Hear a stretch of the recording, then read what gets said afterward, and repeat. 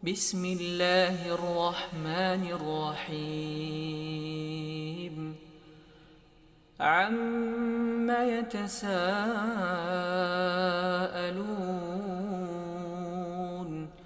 عن النبأ العظيم الذي هم فيه مختلفون يا أيها الذين آمنوا توبوا إلى الله نحمده ونستعينه ونستغفره ونعوذ بالله من شرور أنفسنا وسيئات أعمالنا من يهده الله فلا مضل له ومن يضلل فلا هادي له وأشهد أن لا إله إلا الله وحده لا شريك له وأشهد أن محمدا عبده ورسوله اللهم صل على محمد وعلى آله وصحبه ومن اهتدى بهديه واستنى بسنته إلى yaumiddin amma ba'd. Para hadirin, bapak-bapak, ikhwah, hafizakumullahu ta'ala jami'an. Alhamdulillah, pada malam hari ini, di malam Sabtu, tidak terasa kita sudah memasuki malam yang ke-14 di bulan Dzulqa'dah 1444 Hijriah. Kita sudah hampir memasuki pertengahan dari bulan-bulan haram ini, salah satu di antara bulan yang diagungkan, dihormati dan diutamakan dalam syariat Islam. Semoga kita semuanya telah berupaya untuk meraup keberkahan dari bulan ini dengan tentu saja memperbanyak amal-amal soleh kepada Allah, dan kita mengupayakan menjauhi segala hal yang mengundang murka Allah Subhanahu wa taala. Dan seperti keyakinan kita bahwa amalan-amalan di bulan-bulan terhormat seperti ini pahalanya dilipat gandakan di sisi Allah. Karena itu kita perlu menghadirkan niatan kita bahwa kita hadir di tempat ini bukan sekedar menjalankan rutinitas kita atau kajian rutin kita, tapi juga kita ingin melipat gandakan pahala kita di sisi Allah dengan memanfaatkan waktu yang mulia ini. Jamaah sekalian, pengkajian kita di malam Sabtu di tempat ini adalah pengkajian pembahasan hadis-hadis dari Nabi kita yang tercinta Rasulullah Muhammad SAW yang dihimpun, dikumpulkan oleh salah seorang ulama besar dalam bidang hadis, yaitu Al-Imam Abu Isa Muhammad bin Isa bin Saurah At-Tirmidzi rahimahullahu ta'ala, penulis kitab Sunan. Namun yang kita bahas bukan kitab Sunan beliau, tapi salah satu kitab yang juga fenomenal yang beliau telah tinggalkan untuk umat ini, yaitu buku yang berjudul Asy-Syama'il Al-Muhammadiyah, buku hadis yang mencakup secara khusus hadis-hadis yang menjelaskan tentang bagaimana sosok Nabi kita Muhammad SAW, bagaimana peri kehidupan beliau, bagaimana beliau melewati hari-harinya dan malam-malamnya, bagaimana beliau bersama dengan sahabatnya, bagaimana beliau bersama dengan istri-istri beliau, dan bahkan bagaimana fisik beliau. Telah kita baca secara rinci apa makanan yang beliau suka, bagaimana cara makan beliau, bagaimana tidur beliau, dan seterusnya. Buku ini menghimpun itu semuanya. Dan di antara buku Asy-Syama'il yang ada, masalah Syama'il ini bukan cuma ditulis oleh Imam Tirmidzi, namun Allah menakdirkan buku ini adalah buku yang paling terkenal dan paling banyak manfaatnya di antara sekian banyak buku yang ditulis dalam topik seperti ini. Jamaah sekalian, pada dua pembahasan kita sebelumnya, pada dua pertemuan kita sebelumnya, kita sudah membaca hadis-hadis yang disebutkan oleh Imam Tirmidzi terkait dengan ibadah Rasulullah SAW, dan kita sudah pelajari bahwa yang dimaksudkan ibadah di sini ibadah yang sifatnya lebih khusus, yaitu bagaimana solat beliau, dan lebih khusus bagaimana tahajud dan solat lail Nabi kita SAW yang diceritakan oleh beberapa sahabat-sahabat Nabi, dimulai dari istri-istri beliau, bahkan juga sepupu beliau, dan juga sahabat-sahabat yang lainnya. Pada pembahasan kita yang terakhir di malam Sabtu yang lalu, kita sudah membaca kisah yang diceritakan langsung oleh pelaku kisahnya, yaitu Abdullah bin Abbas radhiyallahu anhuma, anak muda bahkan masih kecil pada waktu itu, yang mabit menginap di rumah bibi beliau Maimunah bintul Harith radhiyallahu anha, yang merupakan salah seorang istri dari Nabi sallallahu alaihi wasallam. Bagaimana beliau minta izin untuk bisa nginap, dan tiada lain tujuan beliau kecuali untuk mau mengetahui bagaimana malam Nabi kita sallallahu alaihi wasallam. Bahkan bukan cuma mau tahu bagaimana Nabi melewati malamnya, beliau juga mau merasakan apa yang dilakukan oleh Nabi SAW. Dan terbukti seperti yang kita sudah pelajari, bagaimana anak kecil ini dengan penuh semangat ikut solat di belakang Nabi SAW, solat lail, solat tahajud pada malam tersebut. Kita sudah baca beberapa pelajaran hikmah dan hukum-hukum yang terkait dengan kisah tersebut. Pada malam hari ini insyaallah kita akan lanjutkan, ya, seperti yang kita sebutkan bahwa di bab ini cukup banyak hadis-hadis yang dicantumkan oleh Imam Tirmidzi, karenanya memerlukan beberapa pertemuan ya untuk membahas bab ini. Sekarang kita akan mulai membahas, ya, dan insyaallah kita akan bahas beberapa hadis pada malam hari ini. Kita akan mulai membahas hadis yang ke 265, ya. Setelah kita menyelesaikan hadis Abdullah bin Abbas ya. Berapa? 26 sekarang, ya. Baik. Kita sudah selesaikan hadis 265. Malam ini kita mulai membahas hadis yang ke-266. Ya. Masih dari Abdullah bin Abbas radhiyallahu anhuma. Ya, tafadhal. Alhamdulillah wassalatu wassalamu ala man la nabiyya ba'dahu wa ba'd. Kitab Asy-Syama'ilul Muhammadiyyah lil Imam Abi Isa Muhammad bin Isa bin Sawrat At-Tirmidzi rahimahullahu taala rahmatan wasi'ah. Al-Babul Arba'un, babu ma jaa'a fi ibadati Rasulillah sallallahu alaihi wasallam. Al-Hadits as-sadis was-sittuna wa mi'atan. Qala al-Imam At-Tirmidzi rahimahullahu taala حدثنا أبو كريب محمد بن العلاء قال حدثنا وكيع قال حدثنا شعبة عن أبي جمرة عن ابن عباس قال كان النبي صلى الله عليه وسلم يصلي من الليل 13 ركعة.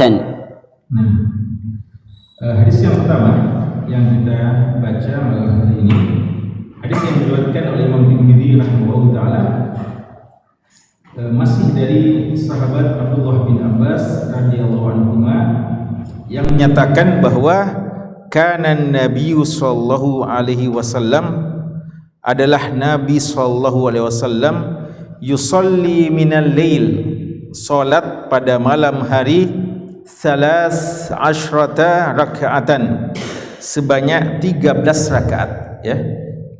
Kata Abdullah bin Abbas radhiyallahu anhu bahwa Nabi SAW itu solat di malam harinya 13 rakaat. Jamaah sekalian, seperti yang sudah kita isyaratkan dalam beberapa pertemuan, dan perlu untuk kita tegaskan lagi bahwa para sahabat menceritakan kepada kita apa yang mereka saksikan, dan kadang sebagian dari riwayat tersebut kelihatannya ya saling bertentangan, walaupun pada hakikatnya riwayat-riwayat tersebut selama sahih maka bisa dipadukan, bisa dikompromikan dan tidak saling bertentangan. Dan ini satu kaidah penting ya, kaidah penting bahwa selama hadisnya sahih maka tidak akan saling bertentangan, sebagaimana Al-Quran. Kata Allah Subhanahu wa taala, afala yatadabbaruna al-Quran walau kana min 'indi ghairillah lawajadu fi ikhtilafan katsira. Apakah mereka tidak mau mentadabburi isi Al-Quran? Seandainya Al-Quran datang dari selain Allah, maka tentu mereka akan mendapatkan hal-hal yang kontradiktif dalam Al-Quran, saling bertentangan antara satu ayat dengan ayat yang lain, antara beberapa ayat dengan beberapa yang lain. Namun itu tidak akan terjadi, dan seandainya ada, maka ada penjelasan para ulama kita. Dan itu juga berlaku pada hadis, karena hadis juga adalah wahyu. Maka tidak ada pertentangan dalam hadis, walaupun kadang ada kelihatannya pertentangan ya, sehingga dalam salah satu disiplin ilmu hadis ada yang disebut dengan ikhtilaful hadis atau ilmu mukhtalaful hadis, ilmu untuk melihat bagaimana mengkompromikan hadis-hadis yang kelihatannya bertentangan. Dan salah satu yang paling terkenal karya dari Al-Imam Abu Ja'far At-Tahawi, Syarhu Mushkilil Athar, syarah Mushkilil Athar, asar-asar dalil-dalil yang muskil, yang bagi orang bermasalah, kelihatan bertentangan. Beliau mencoba memadukannya dan menjelaskan bagaimana memahami hadis-hadis tersebut. Dan Al-Imam Ibnu Khuzaimah yang digelar sebagai Imamul A'immah pernah mengatakan, wa inni la atahadda an ya'tiya ahadun bihadisaini yarauhuma mutanaqidaini au muta'aridaini hatta u'allifa bainahuma. Saya menantang, kata Ibnu Khuzaimah, kepada siapa saja yang mau datang dengan dua hadis yang mungkin disangkanya bertentangan, dua hadis yang kelihatannya kontradiksi, bertentangan, saya akan datangkan ke saya akan memadukan antara keduanya. Saya akan bisa menjelaskan bagaimana memahami kedua hadis tersebut dan tidak ada pertentangan di dalamnya.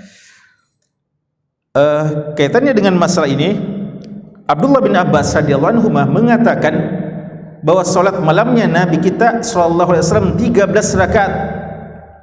Nanti beberapa hadis ke depan kita akan baca hadis dari Aisyah radhiyallahu taala anha yang mengatakan bahwa beliau solat itu tidak pernah lebih dari 11 rakaat ya, tidak pernah lebih dari 11 rakaat. Dan beberapa hadis-hadis yang lain yang menyebutkan kadang kurang ya dari itu. Untuk yang kurang tidak ada masalah ya, beliau pernah salat 9 rakaat umpamanya, itu tidak ada masalah. Tapi yang masalah adalah yang lebih dari 11 rakaat, karena Aisyah nanti akan ada menyatakan bahwa beliau tidak pernah menambah di bulan Ramadan dan tidak pernah juga di luar bulan suci Ramadan lebih dari 11 rakaat. Walaupun ya, ini kita bicarakan sekarang ini tentang bagaimana solat lailnya Rasulullah, bukan tentang hukum solat lebih dari 11 rakaat. Adapun kalau hukum solat lebih 11 rakaat di malam hari, maka insyaallah tidak ada masalah. Nabi kita telah memberikan kepada kita, kepada umatnya, peluang untuk melaksanakan berapa yang disanggupinya selama ditutup dengan witir. Namun bagaimana sendiri beliau, ini yang kita bicarakan malam hari ya, bukan kita mau pertentangkan apakah 23 rakaat tarawih ya atau 11 rakaat ya, apakah 43 rakaat umpamanya. Bukan itu yang kita membicarakan. Kita membicarakan bagaimana sebenarnya solat malamnya Nabi kita sallallahu alaihi wasallam. Apakah 13 rakaat sebagaimana kata Abdullah bin Abbas, ataukah 11 rakaat maksimalnya ya? Jawabannya bahwa apa yang diceritakan oleh Abdullah bin Abbas tidak salah, dan apa yang disebutkan oleh Aisyah itu juga sebatas pengetahuan beliau, atau mungkin yang beliau hikayatkan adalah yang banyak dilakukan oleh Nabi SAW.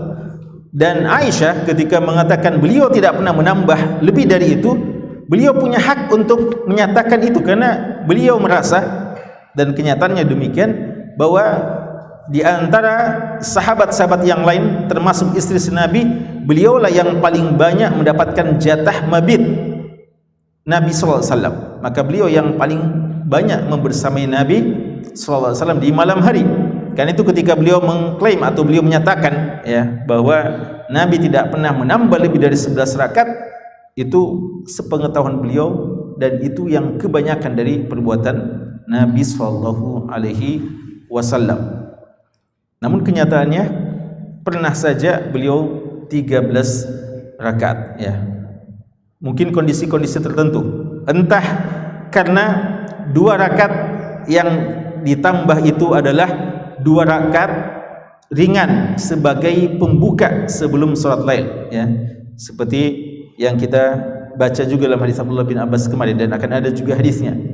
Ataukah sebagaimana dalam riwayat Imam Muslim, beliau juga pernah salat 2 rakaat setelah beliau melaksanakan witir ya, untuk menunjukkan bolehnya salat setelah witir ya. Kalau dihitung-hitung maka mungkin sudah menjadi 13 rakaat ya. Ataukah beliau memang mau memvariasikan untuk menunjukkan ini boleh dan itu boleh, tapi apa yang diceritakan oleh Aisyah maka itu yang kebanyakan. Dan kejadian yang seperti ini bukan cuma dalam masalah salat lail ya. Kadang saja Aisyah radhiyallahu anha menyatakan bahwa Nabi tidak pernah begini, tapi sahabat yang lain mengatakan saya pernah melihat Nabi begitu ya. Ketika beliau mengatakan Nabi tidak pernah kencing berdiri, dan siapa yang menyatakan Rasulullah kencing berdiri maka dia telah dusta atau dia telah keliru, itu sebatas yang beliau ketahui mungkin dalam rumah beliau. Tapi sahabat yang pernah safar dengan beliau ya, menyatakan bahwasanya beliau pernah kencing berdiri ya. Dan ditaufiq ya, dipadukan, digabungkan, dikompromikan dengan bahwa kebanyakannya beliau tidak kencing berdiri, tapi beliau juga pernah kencing berdiri. Ataukah dalam keadaan-keadaan tertentu, dalam keadaan-keadaan yang memungkinkan, maka tidak yang mungkin agak menyulitkan, maka tidak ada masalah ketika orang kencing berdiri umpamanya. Ala kulli hal, bahwa ini ya di antara cara yang dijelaskan oleh ulama kita dalam memahami hadis-hadis yang seperti ini. Tentu saja ya, ini juga penting ya, bahwa yang seperti ini tidak perlu terlalu dipermasalahkan ya. Ada kan orang berkutat dengan masalah 13 rakaat, 11 rakaat ya. Yang jelas bagi kita berapa rakaat antum kerjakan ya. Karena jangan-jangan biar 3 rakaat juga 1 rakaat tidak kita kerjakan ya. Jadi hal-hal yang memang seandainya tidak boleh lebih, ya ini yang mesti diketatkan ya. Namun kalau dia hanya menunjukkan hal yang merupakan ikhtilafut tanawwu ya, perbedaan yang sifatnya variatif, boleh ini, boleh itu ya, maka tidak perlu kita menghabiskan waktu untuk terlalu berdebat ya dalam masalah yang seperti itu. Jadi kenapa sampai bisa 13 rakaat? Kemungkinan 2 rakaat tambahan yang dimaksudkan adalah 2 rakaat yang ringan itu sebagai pembuka ya, istilahnya salat iftitah, pembuka ya, atau pemanasan ya sebelum melaksanakan salat yang panjang-panjang itu. Baik.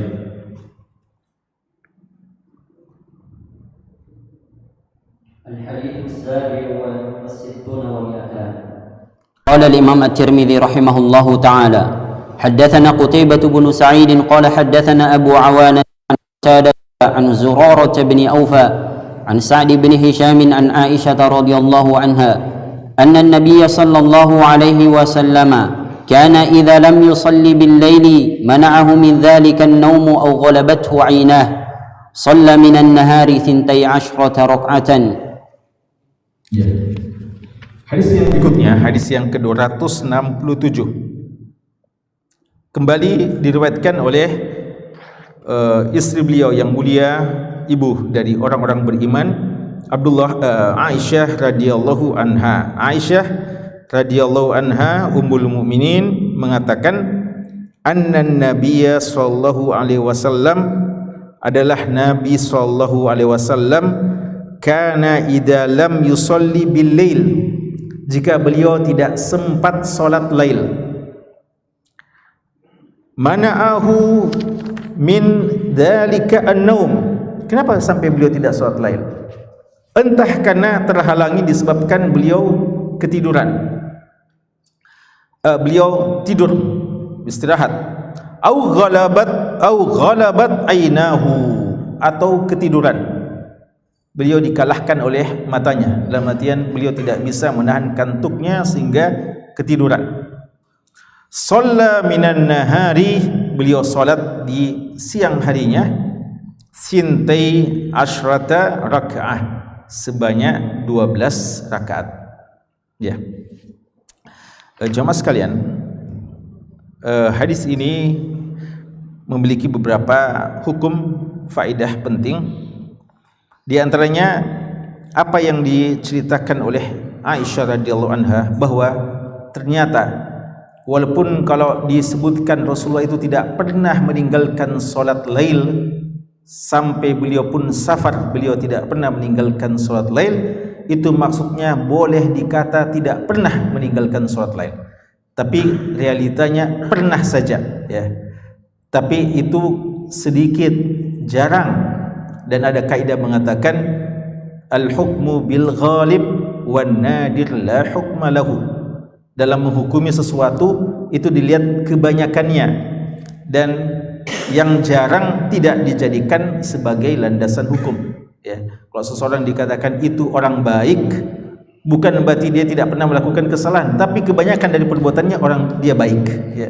Kalau dikatakan si fulan orang jahat, bukan berarti kita menafikan ada kebaikannya, tapi karena yang dominan dari kehidupannya atau dari kelakuannya adalah kejahatan, maka orang bilangi dia orang jahat, ya. Bukan berarti tidak ada sama sekali kebaikannya. Karena memang begitu dalam menghukumi sesuatu, dilihat apa yang kebanyakannya, apa yang dominan pada seseorang atau sesuatu itu. Nabi kita sallallahu alaihi wasallam merutinkan salat lail. Namun pernah saja beliau tidak melaksanakan salat lail. Dalam sebagian riwayat dikatakan entah ketika beliau sudah tidak enak badan, ya, sedang sakit, ya, atau mungkin beliau kurang istirahat sehingga malam harinya beliau ketiduran.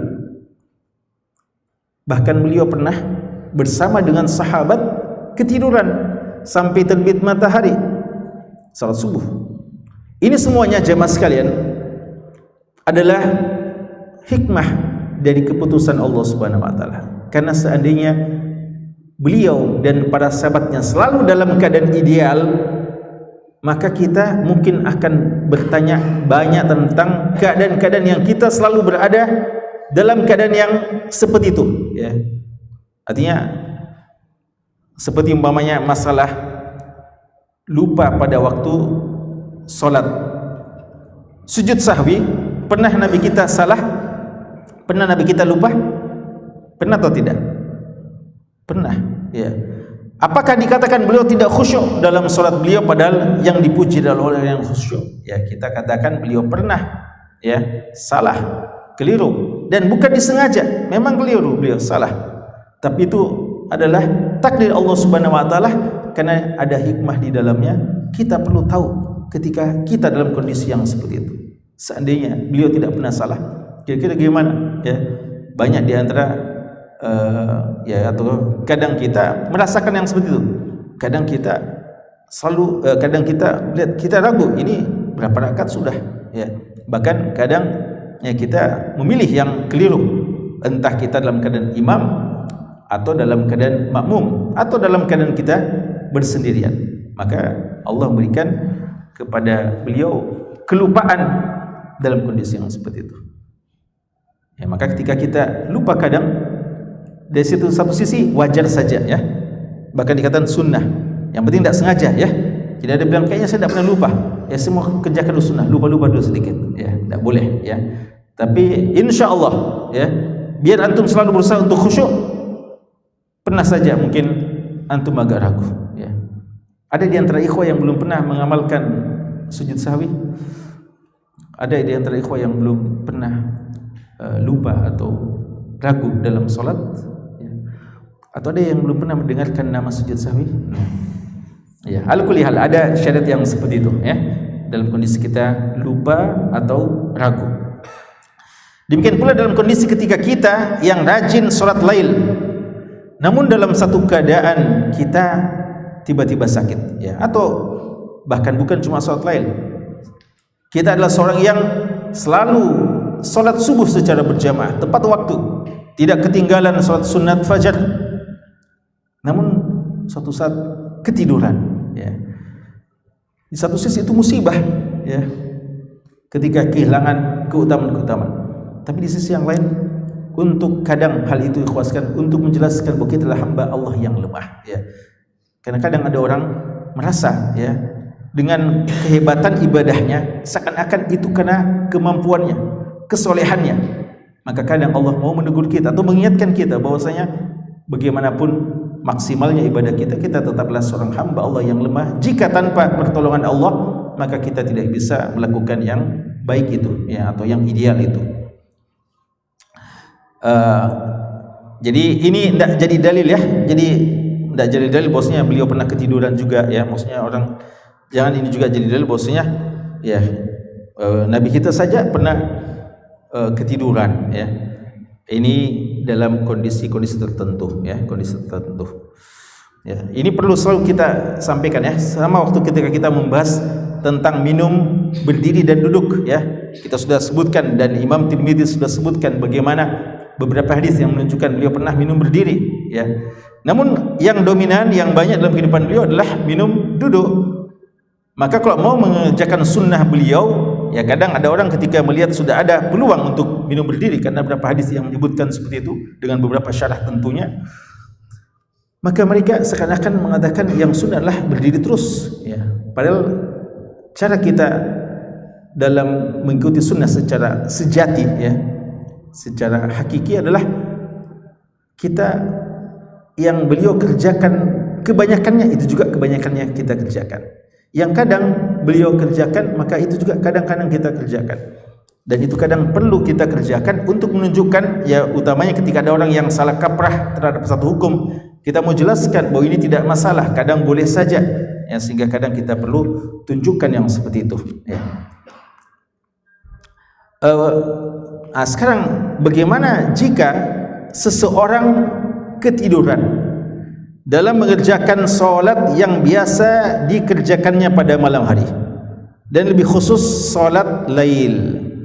Nabi kita SAW ternyata mengqadanya, menggantikan solat lail beliau yang beliau tidak sempat kerjakan di malam harinya, beliau ganti besok harinya, bukan malam berikutnya ya.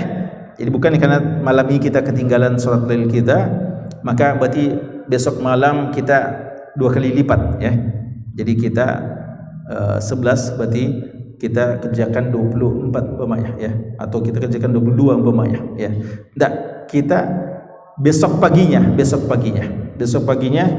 beliau kerjakan sebanyak 12 rakaat. Kenapa mesti 12 rakaat? Padahal kenapa mesti 12 rakaat? Jawabannya adalah karena untuk sholat malam ganjil dan untuk sholat siang hari genap ya. Jadi untuk sholat malam hari witir, dan untuk sholat siang hari syafa' genap. Lalu kenapa mesti 12 rakaat? 12 rakaat karena beliau terbiasa 11 rakaat. Berarti tinggal tambah satu lagi menjadi 12 rakaat. Maka kalau ada di antara kita yang terbiasa 1 rakaat saja, itu yang dirutinkan, maka kalau tidak sempat besoknya diusahakan sholat 2 rakaat. Kalau dia biasa 3 rakaat maka 4 rakaat. Terbiasa 7 rakaat maka 8 rakaat. Wahluma jarrah. Demikian seterusnya. Dan kapan dikerjakan? Dikerjakan pada waktu duha, ya, dikerjakan pada waktu duha. Oleh karenanya, berapa sebenarnya salat duha Nabi SAW? Ya, nanti akan ada pembahasannya.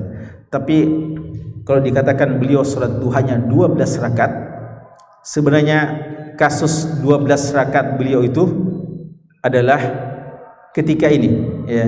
Kasus beliau salat 12 rakaat waktu duha itu karena beliau mengganti pada malam harinya, ya. Jadi bukan beliau rutin salat duha 12 rakaat, ya.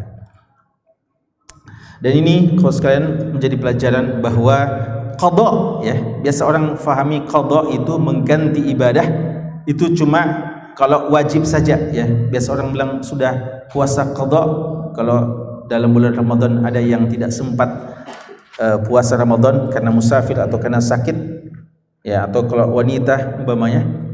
Ada orang menyangka qada itu cocoknya hanya pada salat wajib saja. Ini keliru, ya.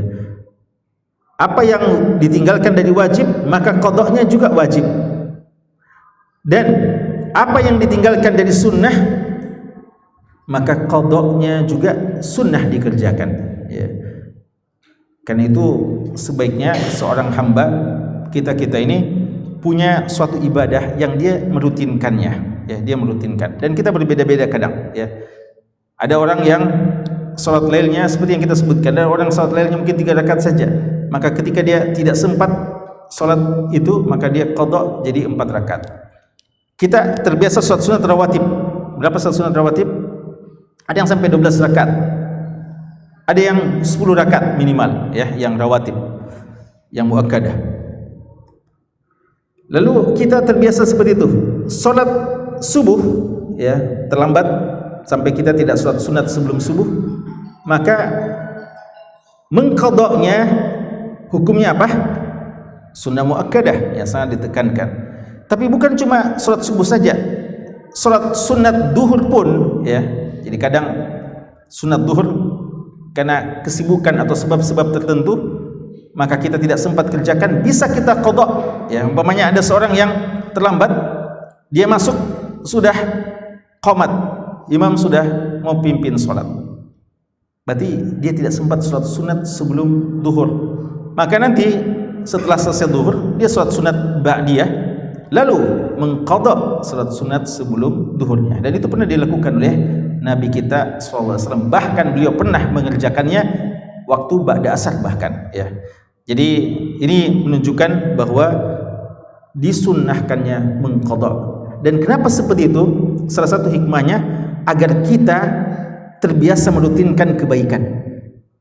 Karena seorang kalau tidak merasa perlu menjaga rutinitasnya, kebaikannya, maka enteng baginya ditinggalkan, ya. Dan kapan kita sudah mempermainkan ini atau kita sudah memudah-mudahkan ini, maka mungkin suatu saat kita tidak bisa menjaga lagi rutinitas kebaikan kita, ya. Tapi kalau kita rasa ada selalu tanggung jawab, ada selalu yang kurang. Saya hari ini belum membaca Al-Quran, saya punya waktu membaca Al-Quran umpamanya ba'da subuh. Ada mungkin yang Masya Allah tiap selesai solat, ya, bagus. Tapi ada keadaan-kadang ba'da solat itu ada tiba-tiba kegiatan yang harus diikuti, ya, musyawarah dan sebagainya. Dia tetap selalu ingat itu. Maka ketika sudah ada waktu lowongnya, waktu lapangnya, dia mengqadanya. Bukan di waktu yang dia biasa, tapi dia qada itu, agar kita ada rasa tanggung jawab dengan amalan-amalan itu. Karena jika sudah terbiasa meninggalkan, sekali lagi, maka boleh jadi kita akhirnya hanya bernostalgia. Pernah kita rutin mengerjakan itu, namun sudah tidak rutin. Karena ya syaitan begitu, pelan-pelan, ya, pelan-pelan membuat kita meninggalkan kebaikan-kebaikan itu. Ya, tafadhal. ومئتان قال الإمام الترمذي رحمه الله تعالى حدثنا محمد بن العلاء قال حدثنا أبو أسامة عن هشام يعني بن حسان عن محمد بن سيرين عن أبي هريرة رضي الله عنه عن النبي صلى الله عليه وسلم قال إذا قام أحدكم من الليل فليفتتح صلاته بركعتين خفيفتين. Hadis yang berikutnya, hadis dari Abu Hurairah radhiyallahu anhu. Ini dari sahabat yang lain lagi. Sahabat yang mulia Abu Hurairah radhiyallahu anhu mengatakan, Nabi sallallahu alaihi wasallam bersabda, "Idza qama ahadukum minal laili." Jika salah seorang di antara kalian salat lail, falyaftatih, maka hendaknya, ini lamul amr, hendaknya dia membuka solatnya, mengiftitah, ya, membuka solatnya bi rak'ataini khafifatain, dengan 2 rakaat yang ringan, 2 rakaat yang ringan. Jemaah sekalian, ini sudah kita singgung tadi bahwa ini anjuran, ya, tentu saja bukan wajib, ini anjuran, dan beliau tidak selalu mengerjakan yang seperti ini. Tapi bagus, ya, seorang ketika mau mengerjakan solat lailnya yang mungkin relatif panjang, maka dia mulai dengan 2 rakaat yang ringan sebagai tautiah, ya, sebagai pembuka dan pemanasan, ya, untuk mengerjakan solat lail yang panjang itu, ya. Ini beliau anjurkan solat 2 rakaat, ya. Namun ini tidak harus, ya. Ketika kita melihat waktu mungkin tidak memungkinkan, ya, maka silahkan kita langsung saja mengerjakan solat lail yang sudah terbiasa kita kerjakan, ya, umpama 11 rakaat atau berapa rakaat yang sudah kita terbiasa. Namun jika waktu yang cukup lapang, ya, maka membuka dengan ini itu merupakan salah satu sunnah yang dianjurkan oleh Nabi sallallahu alaihi wasallam. Ya. Terakhir, Al-Hadits al-Sittun wa Mi'atan. Qala Imam At-Tirmidzi rahimahullahu ta'ala, haddatsana Qutaibah bin Sa'id an Malik bin Anas wa qala al-Imam At-Tirmidzi wa haddatsana Ishaq bin Musa qala haddatsana Ma'nun qala haddatsana Malik an Abdullah bin Abi Bakr an abihi anna Abdullah bin Qais ibn Makhramah akhbarahu an Zaid bin Khalid al-Juhani radhiyallahu anhu أنه قال لأرمقن صلاة رسول الله صلى الله عليه وسلم قال فتوسدت عتبته أو فسطاطه فصلى رسول الله صلى الله عليه وسلم ركعتين خفيفتين ثم صلى ركعتين طويلتين ثم صلى ركعتين وهما دون اللتين قبلهما ثم صلى ركعتين وهما دون اللتين قبلهما ثم صلى ركعتين وهما دون اللتين قبلهما ثم صلى ركعتين وهما دون اللتين قبلهما ثم أوتر فذلك 13 ركعة. Ya.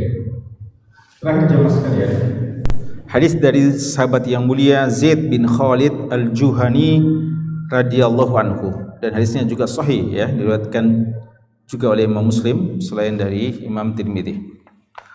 Zaid bin Khalid al-Juhani mengatakan radhiyallahu anhu, la armuqanna salatan nabi sallallahu alaihi wasallam. La armuqanna, lam sini lamut taukid, ya, bagi yang belajar bahasa Arab, lamnya sini lamut taukid, sungguh-sungguh, ya, dan nunnya juga nun taukid. La armuqanna, ramaqa yarmuqu, artinya mengamati dengan secara saksama. Jadi ramaqa yamruqu artinya ramaqa yarmuqu artinya mengamati secara saksama, memperhatikan baik-baik. Salatan Nabi sallallahu alaihi wasallam, salatnya Nabi sallallahu alaihi wasallam. Ya, antum lihat ikhwan sekalian, apa kata Nabi sallallahu alaihi wasallam kepada Malik bin Huwairits dan sahabat-sahabatnya waktu bersama dengan Rasulullah selama 20 hari. Waktu mau pulang, beliau bilang apa?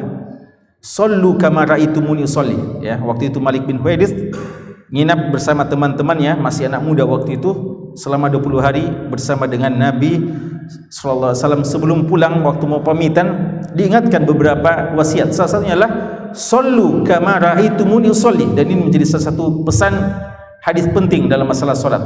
Salatlah sebagaimana kalian melihat aku salat. Pesan beliau, salatlah sebagaimana kalian melihat aku salat. Ternyata sahabat bukan hanya mau salat sebagaimana pernah melihat Rasulullah salat, ya, karena kalau bilang melihat, kadang melihat itu seorang sekilas saja melihat, ya, sekilas melihat, dan mungkin mudah melupakannya, atau mungkin secara tidak sengaja dia lihat seperti itu. Saya tadi tidak sengaja lihat si fulan begitu cara salatnya. Itu dia tidak sengaja, sekilas, dan pun mungkin cuma beberapa bagian. Tapi sahabat Zaid bin Khalid bukan mengatakan ra'aitu an-nabiyya, saya melihat Rasulullah mengerjakan ini. Beliau mengatakan la armuqanna, sungguh-sungguh saya akan menyaksikan, memperhatikan, melihat secara saksama. Saya akan awasi, seakan-akan gitu ya. Jadi beliau memang sengaja untuk melihat bagaimana cara solat Nabi SAW. Dan ini menegaskan bagaimana kecintaan para sahabat dalam mengikuti sunnah Nabi SAW. Mereka tidak mau biarkan Rasulullah melakukan ibadah kecuali mereka mau perhatikan. Dan jazahumullah khairan, ya, semoga Allah membalas mereka dengan lebih baik.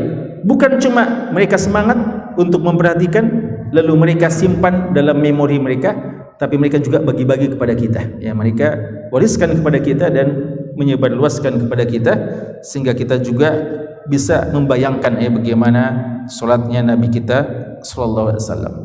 Dan ini menjelaskan kepada kita bahwa memang dalam ibadah yang semacam ini perlu memang ya dilihat ya secara langsung, ya. Jadi lebih bagus kalau divisualisasikan, ya, dilihat langsung gimana cara sholatnya. Karena kalau dikatakan begini, ya begini, kalau angkat tangan begini, kalau rukunya gini, itu kadang orang belum terlalu paham. Tapi kalau langsung dipraktekkan, maka bisa diikuti ya dengan lebih mudah.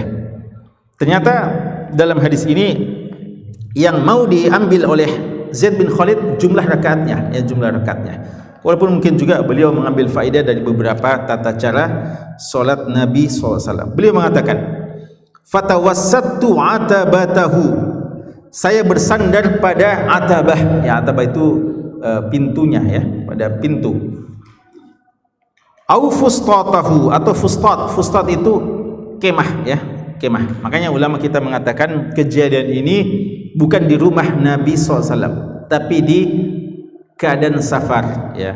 Maka wajar dan boleh saja Zaid bin Khalid al-Juhani melakukan seperti ini, karena tidak mungkin beliau mengamat-ngamati di dalam rumah Rasulullah yang ada istri-istri Rasulullah.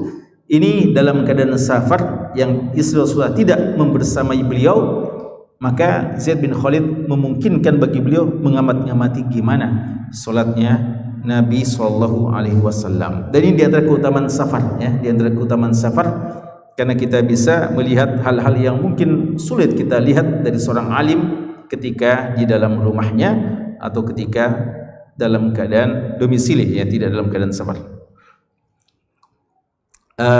Jadi yang beliau ceritakan adalah salatnya Rasulullah dimulai dengan 2 rakaat yang ringan, sama dengan yang tadi beliau anjurkan. Berarti beliau bukan cuma anjurkan, tapi beliau juga mengerjakannya. Salat 2 rakaat yang ringan, kemudian salat yang panjang, 2 rakaat yang panjang, lalu 2 rakaat yang panjang, 2 rakaat yang panjang, namun dia kurang dari sebelumnya, kurang dari sebelumnya sampai selesai.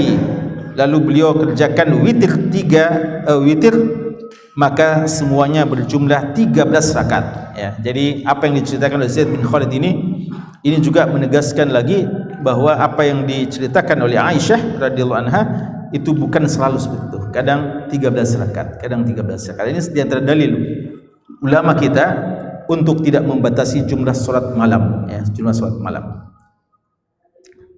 Tapi tentu saja ketika dia rutin dan jumlahnya konsisten sebagaimana Nabi kita SAW kisaran 11 dan 13, maka itu lebih afdal. Khusus sekalian, dan ini satu fikih penting dalam ibadah. Dimulai dengan pemanasan, ya, atau yang ringan. Lalu setelah itu mulai panjang, agak lama, dan terus menurun. Dan ini sifat salat beliau, ya. Kalau rakaat pertama lebih panjang daripada rakaat kedua, dan salat yang pertama lebih panjang daripada salat kedua. Karena ya semua kita tahu ketika awal kita masih kuat, ya, lalu semakin ya kita menambah, tentu saja stamina kita akan menurun. Dan inilah hikmah yang diajarkan oleh Nabi kita SAW. Mumpung kita masih segar, masih pada awal, maka beliau panjang, dan setelah itu mulai agak berkurang sampai beliau terakhir, ya. Dan ini sifat salat beliau, ya. Makanya keliru ketika ada seorang yang kadang lebih memanjangkan rakaat-rakaat terakhirnya daripada rakaat sebelumnya, dan termasuk dalam hal ini sujudnya ya. Di antara kesalahan yang sering terjadi, orang memanjangkan sujud terakhirnya lebih panjang daripada sujud sebelumnya, padahal ya contoh yang diajarkan oleh beliau ya, rukuk beliau dan sujud beliau di bagian-bagian awal lebih panjang ya daripada di bagian-bagian paling akhir. Ya, sekali ini masih banyak hadis ya yang insyaallah akan kita pelajari. Wallahu taala alam. Sallallahu ala nabiyina Muhammadin wa ala alihi washabbihi wasallam. Walhamdulillahi rabbil alamin. Ya